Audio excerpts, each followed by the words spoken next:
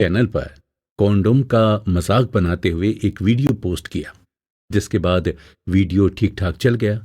तो फिर उसका ये वीडियो देखकर एक कॉन्डोम की कंपनी ने उसे अपने प्रोडक्ट के एंडोर्समेंट के लिए ऑफर दिया। अब क्योंकि लड़के के लिए ये उसके जीवन की पहली ब्रांड डील थी, तो उसने एक ही झटके में हाँ बोल दिया। अब उसके पेरेंट्स को तो इसके बारे में कोई जानकारी थी ही नहीं। और तो और सिचुएशन देखिए ऐसी आई कि कंपनी ने डिब्बा भर कॉन्डोम उसके घर पर भेज दिए, और उस पैकेट को रिसीव पता है किसने किया? लड़के के पापा ने। अब जरा पूरी सिचुएशन को इमेजिन करके देखिए। मुझे पता है आप हंस रहे होंगे। और ये लड़का कोई और नहीं बल्कि ये हैं यूट्यूब स्टार भुवन बाम, जिन्होंने केवल 15 फेसबुक व्यूज से अपना करियर शुरू करके भारत के सबसे पहले 2 मिलियन सब्सक्राइबर वाले डिजिटल क्रिएटर बनने का रिकॉर्ड बनाया था। और आज उनके 26 मिलियन से ज्यादा यूट्यूब सब्सक्राइबर हैं। इसी के साथ अब जैसा कि दोस्तों हम बात कर रहे हैं टैलेंट को मोनेटाइज करने की, तो साफ शब्दों में कहना ज्यादा ठीक होगा कि भुवन की मंथली सैलरी जो कि ब्रांड एंडोर्समेंट से उनको मिलती है वो है तकरीबन 3 करोड़। और यूट्यूब पर एक कंटेंट अपलोड करने पर वो तकरीबन 25 से 95 लाख रुपए हर महीने कमाते हैं। वाह, सच अ बिग अमाउंट। मतलब यार वो अपना शौक भी पूरा कर रहे हैं और अपने टैलेंट को दुनिया में दिखाकर पैसे भी कमा रहे हैं, वो भी इतना बड़ा अमाउंट। दोस्तों मुझे पता है कि आपके अंदर से भी अब यही आवाज निकली होगी। तो क्या अब आप ये नहीं जानना चाहेंगे कि उन्हें ये कामयाबी मिली कैसे? दोस्तों 22 जनवरी 1994 को बड़ौदा में जन्मे भुवन दिल्ली के स्कूल में पढ़े। उनका मन पढ़ाई में कम और फिल्मी डायलॉग्स में ज्यादा लगता था। वो डुडलिंग भी बहुत अच्छी कर लेते थे। बचपन में उनकी माँ ने उनको क्लासिकल म्यूजिक की क्लास जबरदस्ती ज्वाइन करवाई, जहां शुरू में तो भुवन को बिल्कुल मजा नहीं आ रहा था। मगर जब उन्हें यह समझ आया कि शास्त्रीय संगीत ही हर तरह के संगीत की नींव है, तो वो उसे अपना पूरा ध्यान लगाकर सीखने और समझने लगे। और फिर धीरे धीरे म्यूजिक उनके जीवन का एक अटूट हिस्सा बन गया। अब भुवन का एक ही सपना था, म्यूजिशियन और गायक बनना। लेकिन फिर माँ की जिद के चलते उन्होंने बीकॉम में एडमिशन ले लिया और 18 साल की उम्र में पढ़ाई के साथ साथ अब वो दिल्ली के एक रेस्टोरेंट में गाना परफॉर्म करने लगे, जहां उनकी सैलरी थी सिर्फ 3,000 रुपए पर मंथ। उसी दौरान एक दिन किसी न्यूज चैनल पर कश्मीर में आई बाढ़ की खबर चल रही थी, जहां पर एक न्यूज रिपोर्टर एक माँ जिसका बच्चा बाढ़ में बह गया था उससे सवाल कर रहा था कि बच्चे को बाढ़ में खोकर आपको कैसा लग रहा है? इस सवाल ने भुवन को जैसे झकझोर कर रख दिया। उन्होंने तब अपने नए खरीदे हुए स्मार्टफोन से इसी सवाल पर तंज कसती 15 सेकंड की एक वीडियो बनाई और फेसबुक पर अपलोड कर दी, जिस पर आए तो केवल 15 व्यूज। मगर उन्हें कौन रोक पाया? उन्होंने एक नया फेसबुक पेज बनाया, बीबी की वाइन्स नाम से, जिसमें उन्होंने भर भर कर डबल मीनिंग वीडियो से लेकर कॉमेडी वीडियो बना बनाकर अपलोड कर डाले। और 8 महीनों में उनकी फैंस फॉलोइंग 8 लाख हो गई। तब एक दोस्त के कहने पर उन्होंने यूट्यूब ज्वाइन किया और फिर डिजिटल दुनिया में छा गए। दोस्तों 2020 में भुवन फोर्ब्स मैगजीन के अंडर 30 डिजिटल कंटेंट क्रिएटर की लिस्ट में शामिल थे। 2019 में प्लस माइनस नाम की एक शॉर्ट फिल्म का कंटेंट लिखने पर उन्हें फिल्म फेयर अवार्ड भी मिला था। और 2016 से 2022 तक एमटीवी और टीवीएफ के साथ उन्होंने ढेरों प्रोजेक्ट्स किए हैं। और तो और वो अब गाना गाने के अपने सपने को भी पूरा कर रहे हैं। जबकि एक समय था जब भुवन ने न जाने कितनी म्यूजिक कंपनीज को अप्रोच किया, पर वो हर जगह से रिजेक्ट हुए।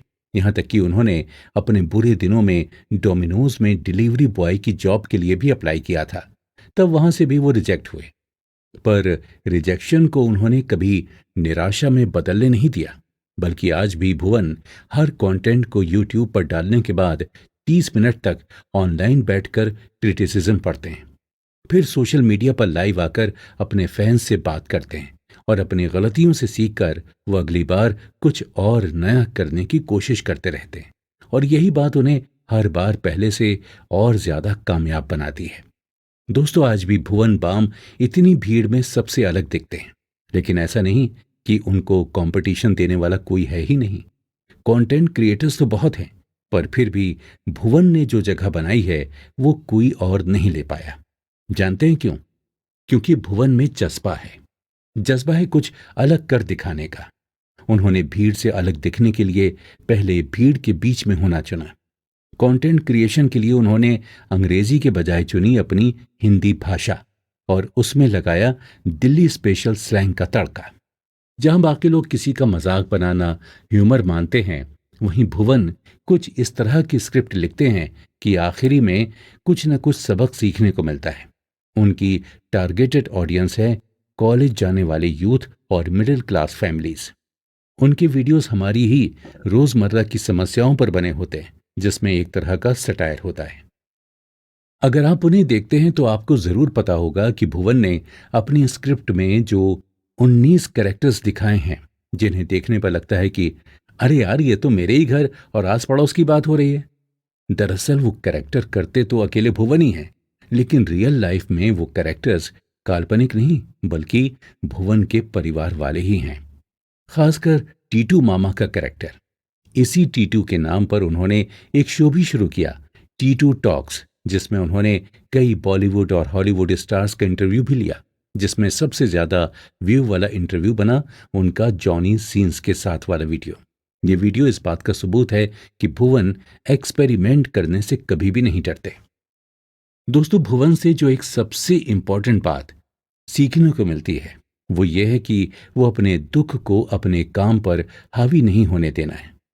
भुवन के भाई अमन, जो कि अभी पेशे से पायलट हैं, उनके एक्सीडेंट के बाद भुवन टूट से गए थे, मगर उन्होंने अपने किसी भी वीडियो कंटेंट से कभी जाहिर नहीं होने दिया कि वो किसी तरह के दुख से गुजर रहे हैं। इसके बाद 2020 में कोविड के कहर में भुवन ने अपने माता पिता दोनों को खो दिया, जो कि उनका सबसे बड़ा सपोर्ट सिस्टम थे। पर फिर भी भुवन डटे रहे और हंसाते रहे हम सबको। ऐसे ही भुवन की एक और बात उन्हें सबसे अलग बनाती है, और वो ये है कि वो ब्रांड एंडोर्समेंट के नाम पर कुछ भी ऐसा कंटेंट नहीं बनाते जो कि स्क्रिप्ट को सूट ना करे।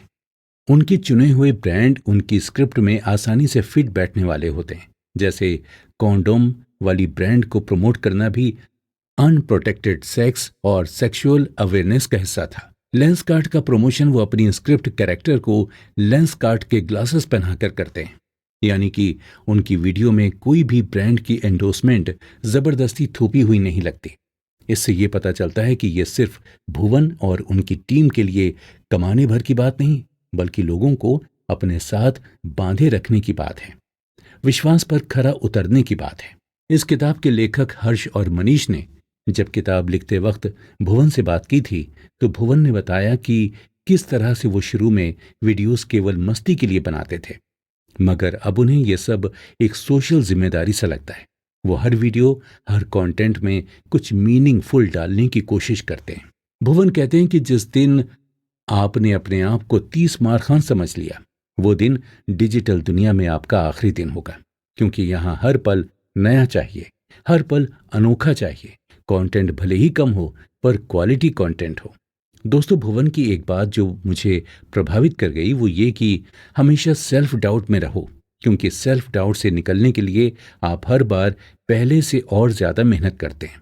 और दूसरा ये कि कुछ अलग करने की आग है तो जरूर करो, पर अपनी एजुकेशन से कॉम्प्रोमाइज कभी मत करो।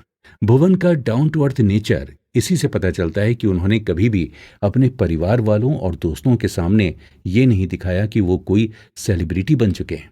यहाँ तक कि एक बार जब भुवन के पिता ने उनको साथ में शॉपिंग चलने को कहा, तो पहले तो भुवन ने कहा कि उनकी वजह से भी भीड़ इकट्ठी हो जाती है और ट्रैफिक जाम हो जाता है, जिस पर उनके पिता को बिल्कुल भरोसा नहीं हुआ और जिद के आगे मजबूर होकर भुवन चले तो गए शॉपिंग पर, मगर उनके मार्केट पहुंचने पर उन्हें देखने के लिए सच में इतनी भीड़ इकट्ठी हो गई कि पुलिस को बुलाना पड़ा ट्रैफिक संभालने और भीड़ हटाने के लिए।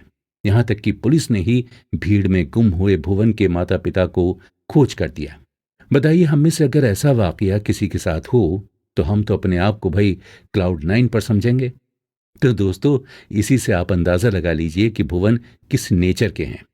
क्योंकि बेफिक्र होकर ही आप अपने काम से ईमानदारी दिखा सकते हैं। दोस्तों, प्रेशर में तो बस चावल से खिचड़ी ही बनती है, मगर बिरयानी का स्वाद तो धीमी आंच पर ही आता है। क्यों दोस्तों, आ गया ना मुंह में पानी? तो भाई, ये थी भुवन बाम की कहानी।